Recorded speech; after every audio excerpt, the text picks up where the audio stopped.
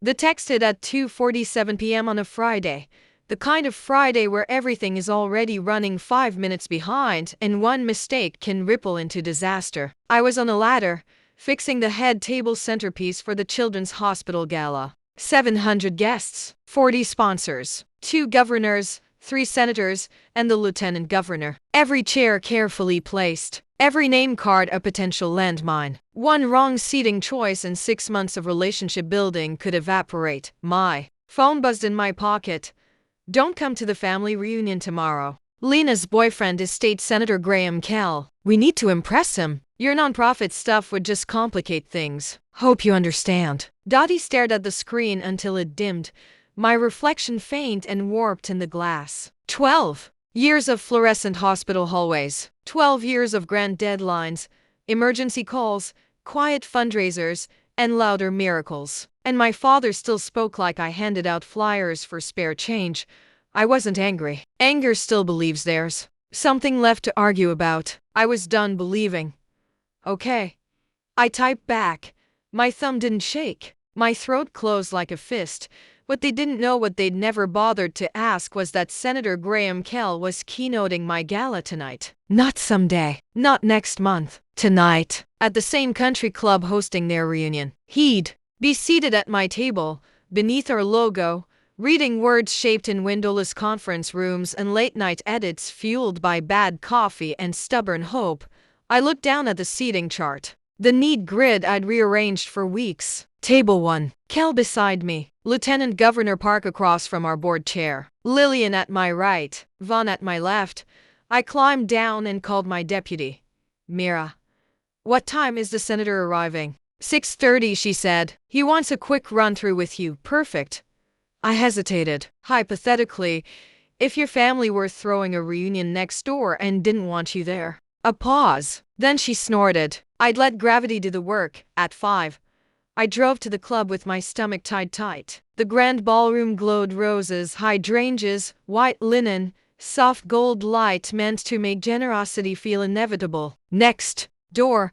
A half-open door revealed balloons and a banner stretched crookedly across the wall. Hartwell Family Reunion 2026. I smoothed my dress and walked toward the brighter room. By 6, the lobby filled with perfume, camera flashes, and the soft panic of donors arriving early. I stood near check-in, smiling the smile you wear when the night is worth $6 million and you can't afford to look tired. From the hallway came a laugh I'd grown up under. My mother's, someone said, then my father's voice, low and urgent. Remember, just act normal. He's a senator.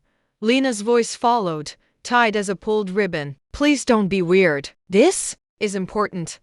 I slipped behind a column before they rounded the corner. For a moment, I saw them reflected in the glass, my father's familiar shoulders, my mother's careful hair, Lena in a red dress like she owned the air. They drifted toward the smaller ballroom, toward balloons and nostalgia, never glancing at the grand doors beside them. At exactly 6:30, Senator Graham Kell arrived. Rowan, he said, warm handshake, steady eyes. This room is gorgeous. You always make the work look inevitable. Only because you help, I said. You're at table 1 with Lieutenant Governor Park, Lillian, and Vaughn. He loosened his tie and exhaled. I'm bringing someone. Of course.